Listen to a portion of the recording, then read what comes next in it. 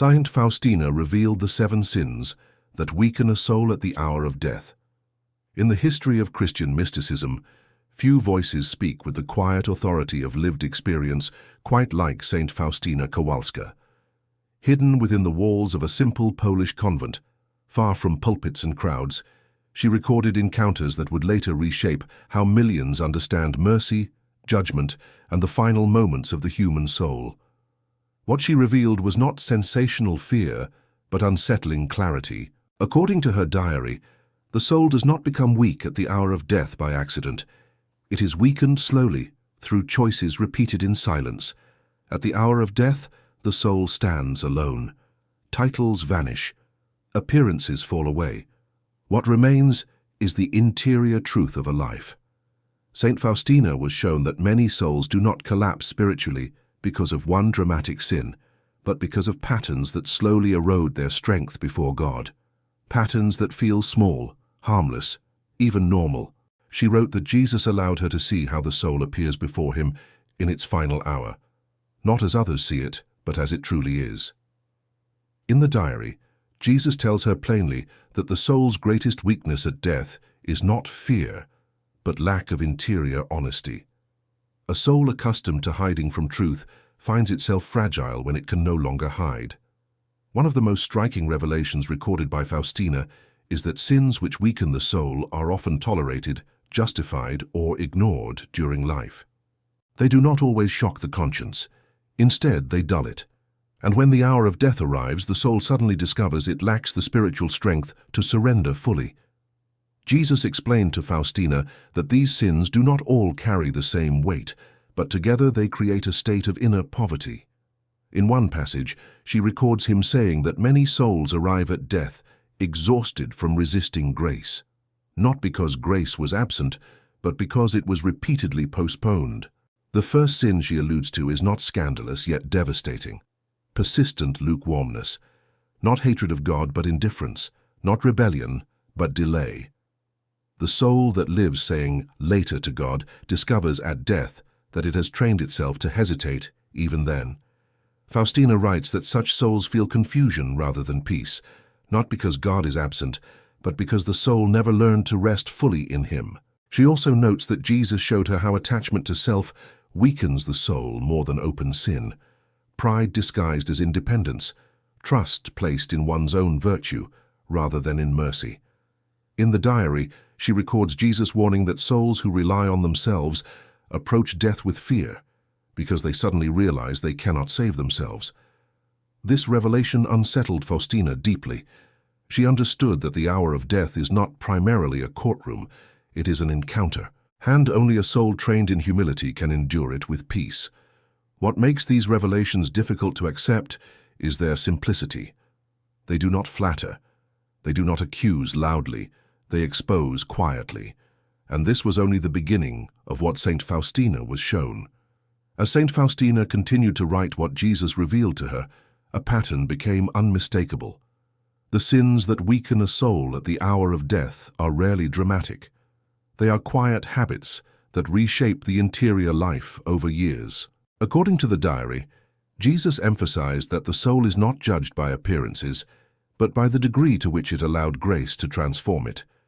What weakens the soul is not failure itself, but resistance to mercy. One of the sins Faustina records with particular gravity is refusal to forgive. Not open hatred, but the quiet decision to hold on to resentment. Jesus explained to her that unforgiveness hardens the soul, making it rigid and unable to surrender at the final moment. In the diary, Faustina notes that souls who cling to grudges approach death with agitation, because their hearts are trained to resist letting go. At the hour of death, surrender is everything, and a heart accustomed to holding tightly cannot release itself into God's hands. Closely connected to this is hidden pride, which Faustina identifies as one of the most dangerous spiritual poisons. Pride does not always appear as arrogance. Often it disguises itself as self-sufficiency, moral superiority, or spiritual confidence detached from humility. She records Jesus saying that pride weakens the soul because it replaces trust with control. At death, when control is no longer possible, The soul experiences fear instead of peace.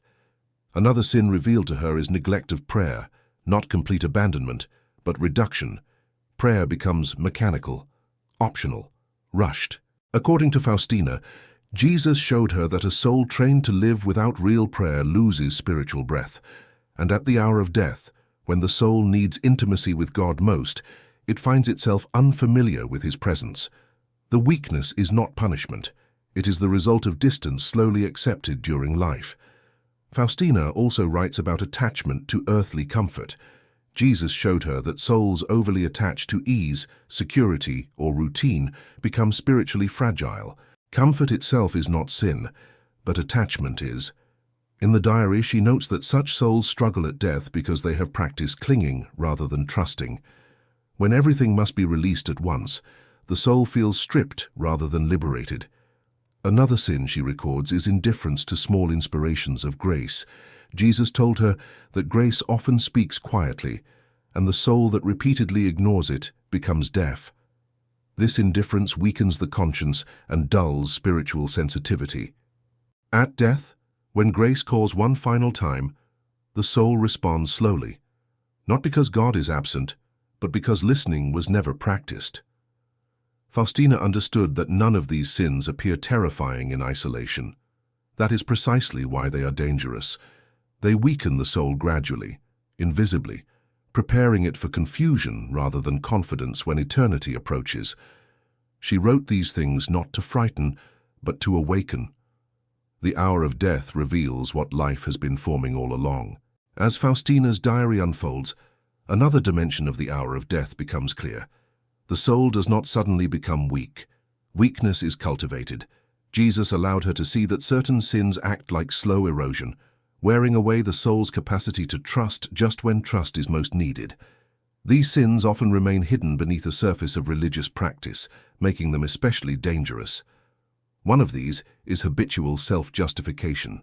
Faustina records that Jesus warned her about souls who constantly excuse their faults instead of humbly acknowledging them. Such souls grow skilled at explaining themselves, defending themselves, and minimizing their responsibility. Over time, this habit weakens the soul's ability to repent sincerely. At the hour of death, when truth stands uncovered, the soul that practiced self-justification struggles to say a simple, honest yes to God's mercy. The heart hesitates, not because mercy is absent, but because humility was never exercised. Another sin she was shown is spiritual negligence toward confession, not outright rejection of the sacrament, but postponement, delay, treating reconciliation as something optional rather than vital. In the diary, Faustina notes that Jesus lamented how many souls lose strength because they approach confession without urgency or sincerity. At death, such souls often experience fear, not of God, but of facing truth without having practiced it regularly. She also records a subtle but devastating weakness: lack of gratitude. According to Jesus, gratitude anchors the soul in trust. A grateful soul recognizes everything as grace. An ungrateful soul slowly begins to feel entitled. Faustina writes that souls who rarely thank God become spiritually dry and anxious. At the hour of death, instead of peace, they feel uncertainty, because they never learn to recognize God's hand in their lives.